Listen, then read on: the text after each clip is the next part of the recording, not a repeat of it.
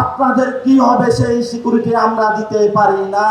আমি বুঝি একজন নারী কিসের মধ্য দিয়ে যেতে হয়।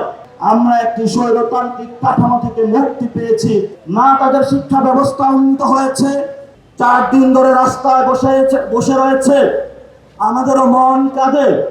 আমরা সরকারকে দাবি জানাবো একটি সঠিক সুষ্ঠু সমাধানের মাধ্যমে আমাদের এবং এই ভাইরা বোনেরা যারা রাস্তায় বসে আছে তাদেরকে আপনারা মুক্তি দিন।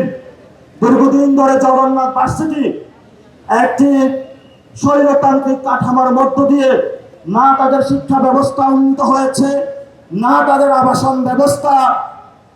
বর্তমানে যে বাংলাদেশের বিভিন্ন কলেজগুলো রয়েছে সেগুলোকে জগন্নাথ ভার্সিটি থেকে অনেকাংশ উন্নীত করা হয়েছে, কিন্তু জগন্নাথ ভার্সিটি তাদের যে ঐতিহাসিক যে লজিক্যাল দাবি আমরা সেটাকে সমর্থন করি এবং আমরা সরকারকে দাবি জানাচ্ছি যে আপনারা দ্রুত গতিতে এই সমস্যার সমাধান করুন, না হলে ছাত্র জনতার দাবির মুখে আপনাদের কি হবে সেই সিকিউরিটি আমরা দিতে পারি না।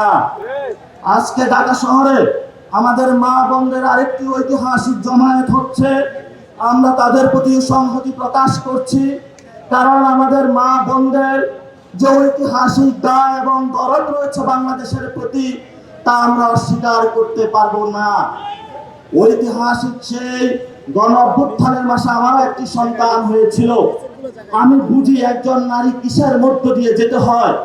এই বাংলাদেশ রাষ্ট্রে তাদেরকে যদি আমরা এগিয়ে নিয়ে যেতে না পারি তাহলে ভবিষ্যৎ বাংলাদেশের কোনো আশা আমরা দেখতে পারি না। আমাদের যারা ইসলামিক ভাইরা রয়েছেন গত 53 বছরে ইসলাম বলে ওয়ার অ্যান্ড টেররের কথা বলে তাদের উপরে অমানবিক অত্যাচার চালানো হয়েছে। গত 53 বছরে এই বাংলাদেশে দাড়ি টুপি পরার কারণে, টাকনুর উপরে প্যান্ট পরার কারণে এই ছাত্রলীগ, যুবলীগ, আওয়ামী লীগ, এই পল্টন ময়দান থেকে শুরু করে বাংলাদেশের প্রতিটি আনাচে কানাচে কুকুরের মতো বিভিন্ন জায়গায় মানুষকে পিটিয়েছিল। আমরা 24-এ আমাদের আলেম ভাইরা আমাদের সামনে অংশগ্রহণ করেছিল, তারা সাতলায় নিগৃহীত হয়েছিল, বাইতুল মুকাররম মসজিদে হামলা হয়েছিল, বিভিন্ন জায়গায় তাদের দাঁড়ি ধরে টান দিয়েছিল।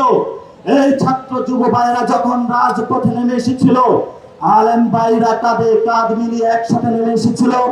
আমরা একটি স্বৈরতান্ত্রিক কাঠামো থেকে মুক্তি পেয়েছি, কিন্তু ভবিষ্যৎ পথযাত্রায় আমাদের সেই মর্যাদাকর একটি বাংলাদেশ প্রতিষ্ঠায় আলেম ভাইদের অবদান ছিল। আলেমদের অবদান 47-এ ছিল, আলেমদের অবদান মুক্তিযুদ্ধে ছিল, আলেমদের অবদান 75 পরবর্তী ছিল, আলেমদের অবদান 90-তে ছিল, আলেমদের অবদান 24-ও ছিল। আগামীর বাংলাদেশ যতদিন থাকবে ততদিন এই বাংলাদেশের একটি ব্যাকবোন হিসেবে আলেম সমাজও কাজ করে যাবে ইনশাআল্লাহ।